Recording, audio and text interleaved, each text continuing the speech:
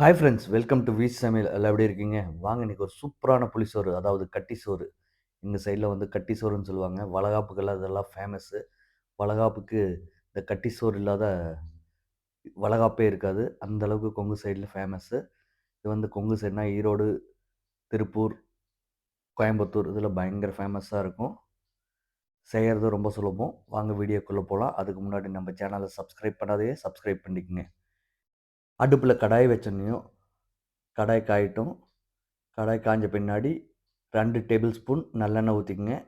அது கூட 1 டீஸ்பூன் உளுத்தம்பருப்பு, கடலப்பருப்பு, 1 கப் வேர்க்கடலை இதை போட்டு நல்லா வறுத்து விடுங்க. இதெல்லாம் பொன்னிறமாக வரணும். கடக்க முடக்குன்னு இருக்கணும். அப்போ தான் சூப்பராக இருக்கும் சாப்பிட்றப்ப. நல்லா வெந்து வந்துட்டுருக்கு.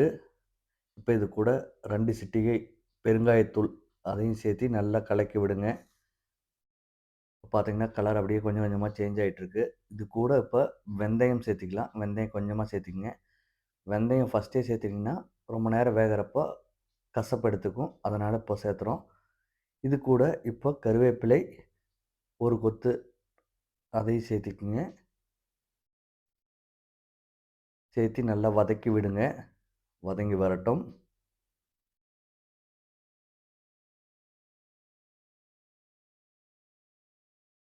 இது கூட இப்போ சின்ன வெங்காயம் 1 கைப்பிடி நல்லா நீள வாக்கில் வெட்டி அதையும் சேர்த்திக்கங்க. வெங்காயம் சேர்த்துற அளவுக்கு சாப்பிட்றப்போ அவ்வளோ டேஸ்ட்டாக இருக்கும்.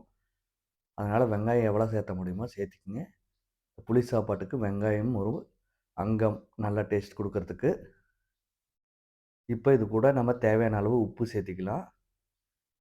உப்பு ஒரு ஒரு லெவலாக மட்டும் சேர்த்திக்கங்க. பத்தலைன்னா கடைசியாக கூட சேர்த்திக்கலாம்.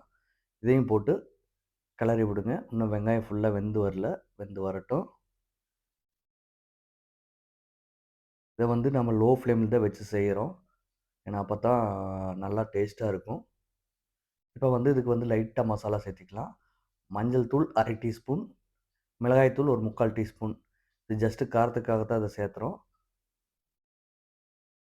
சேர்த்து நல்லா கிளறி விடுங்க. இது ஒரு 1 நிமிஷம் நல்லா கிளறினீங்கன்னா போதும். ரொம்ப நேரம் கிளற தேவையில்லை. இது கூட இப்போ ஒரு 4 காஞ்ச மிளகாய் அதை 2 2 பொளந்து நீங்கள் இது கூட சேர்த்து இதையும் கிளறி விடுங்க. மொத்தமாக இது செய்கிறதுக்கு ஒரு 5 நிமிஷம் தான் ஆகும். ரைஸ் ரெடியாக இருந்துச்சுன்னா, இப்போ வந்து இது கூட கெட்டியாக புளித்தண்ணி கரைச்சி வச்சுருக்கோம். இந்த புளித்தண்ணி இப்போ வந்து ஹை ஃப்ளேமில் வச்சு ஒரு 3 நிமிஷம் நல்லா சுண்ட வைக்கணும். நல்லா சுண்டி வரணும். கெட்டியாக பேஸ்ட் மாதிரி ஆயிரும். நம்மளுக்கு ஒரு 3 நிமிஷத்துலேயே. நம்ம ஏன்னா ஹை ஃப்ளேமில் தான் வச்சுருக்கோம். இது ரொம்ப நேரம் கொதிக்கணும்னு அவசியம் கிடையாது. புளி வந்து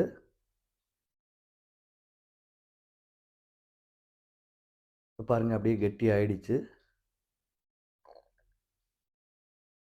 இப்போ இறக்கி வச்சிடலாம். லைட்டாக ஆறட்டும்.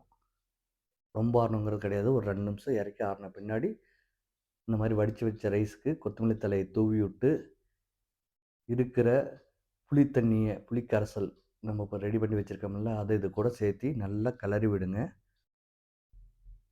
இப்போ அந்த பாத்திரத்தில் இருக்கிறதையும் கிளறி இது கூட சேர்த்திக்குங்க.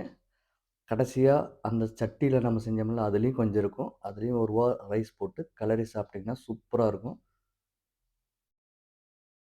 இதை நல்லா எல்லா ரைஸோடையும் இந்த மிக்ஸ் கலவை வந்து ஒட்டுற மாதிரி நல்லா பொறுமையாக கிளறி விட்டுக்குங்க. இது வந்து நீங்கள் பாஸ்மதி ரைஸ்லேயும் செய்யலாம், இல்லை நார்மல் ரைஸ்லேயும் செய்யலாம். டேஸ்ட்டு அவ்வளோ சூப்பராக இருக்கும்.